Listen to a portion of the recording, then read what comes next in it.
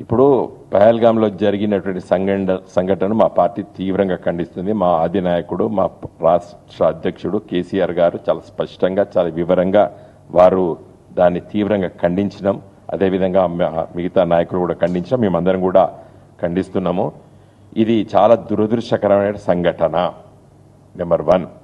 Number 2, మొదటిసారి మతాన్ని అడిగి నీదే మతం అని అడిగి చంపడం అనేది చాలా చాలా దురదృష్టం.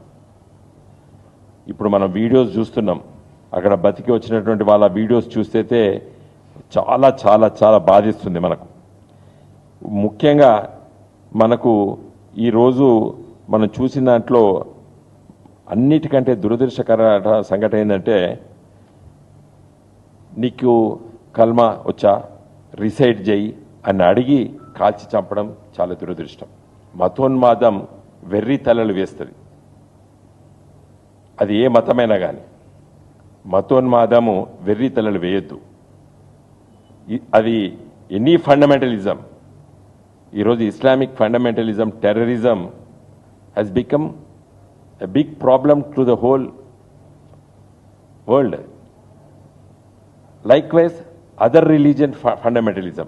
ఏ మతమైన ఫండమెంటలిజం అనేది అది మెజారిటీ కమ్యూనలిజమా, మైనారిటీ కమ్యూనలిజం అనేది కాదు.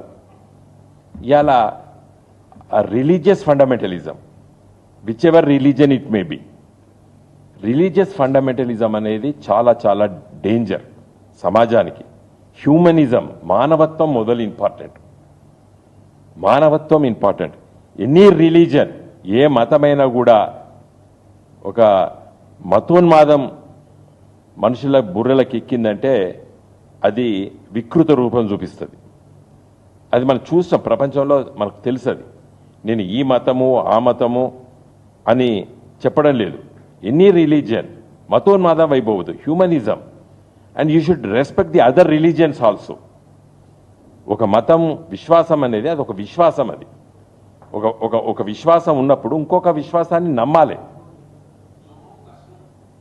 ఇంకొక మతాన్ని ద్వేషించడం అనేది మంచిది కాదు.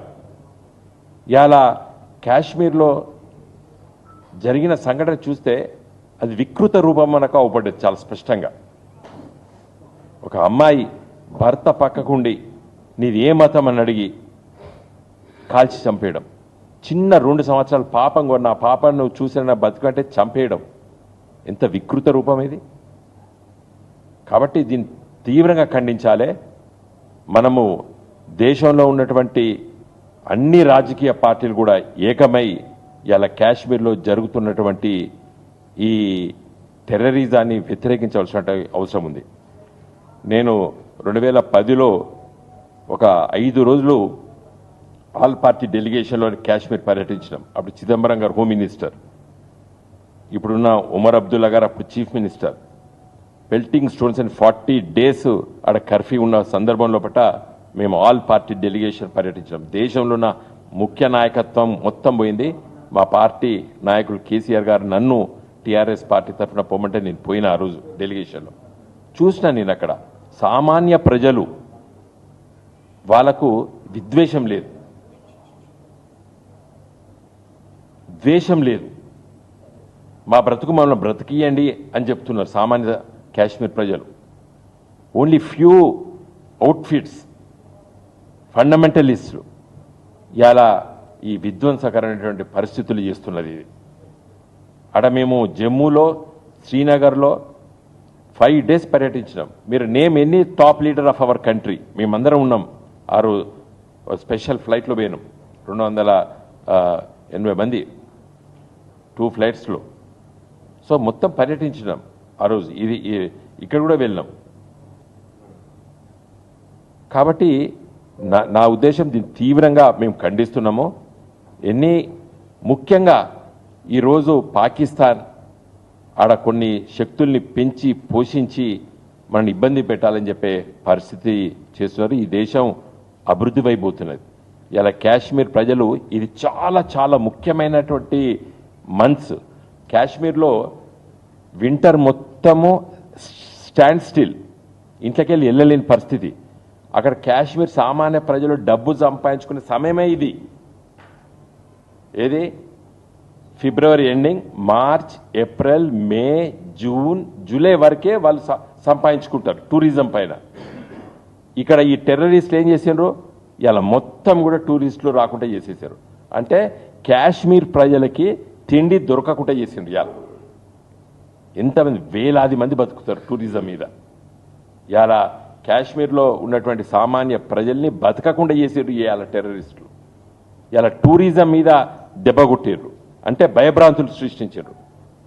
సో నేషనల్ అంటే మన భారతీయులే కాకుండా ప్రపంచవ్యాప్తంగా వచ్చేటువంటి టూరిస్టులు కాశ్మీర్ని పర్యటించకుండా చేస్తే సామాన్య కాశ్మీర్ ప్రజలకి బ్రతకలేని పరిస్థితి వచ్చేసి వాళ్ళ అలజడి సృష్టించాలనేది కుట్ర వాళ్ళది.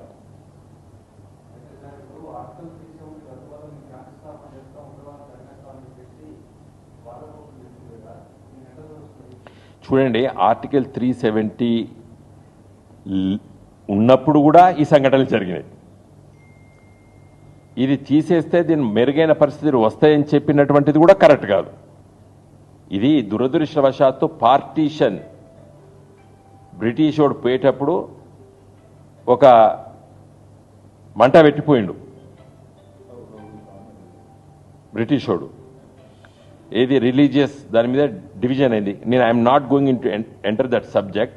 బట్ భారతదేశం ఒక సమగ్రమైనటువంటి ఒక మంచి రాజ్యాంగాన్ని రచించుకొని మనం ముందుకెళ్తున్నటువంటి ఈ సందర్భం లోపల ఇలాంటి సంఘటనల్ని మనము కలిసి కట్టుగా ఎదుర్కోవాలి. మా పార్టీ నేడు కాదు, ఇదివరకు జరిగిన సంఘటనలప్పుడు కూడా, ఆనాడు యూపీఏ ప్రభుత్వం ఉన్నప్పుడు బాంబేలో జరిగినటువంటి సంఘటనలు, ఏది కసాబు అప్పుడు చేసిన సంఘటనప్పుడు కూడా 24 అవర్స్ కంటిన్యూస్గా ఆల్ పార్టీ మీటింగ్లో కూడా మా పార్టీ తరఫున మేము హాజరైనాం. అప్పుడు యూపీఏ ప్రభుత్వానికి పూర్తి స్థాయిలో మద్దతు ఇచ్చినాం. కేసీఆర్ గారి నాయకత్వాన మా పార్టీ. ఈరోజు కూడా ఈ ప్రభుత్వానికి కూడా మనము ఇలాంటి సంఘటనలు ఎదుర్కోవడానికి ఏ చర్యలు తీసుకున్నా కూడా మా సంపూర్ణమైన మద్దతు ఉంటుంది. మేము బాంబేలో జరిగిన సంఘటన అప్పుడు యూపీఏ ప్రభుత్వానికి కూడా ఇచ్చినాం. ఇప్పుడు అంటే దేశం వచ్చేసరికి తప్పనిసరిగా సమైక్యంగా అందరం కలిసికట్టుగా నిర్ణయాలు తీసుకొని దీన్ని ఎదుర్కోవాలి.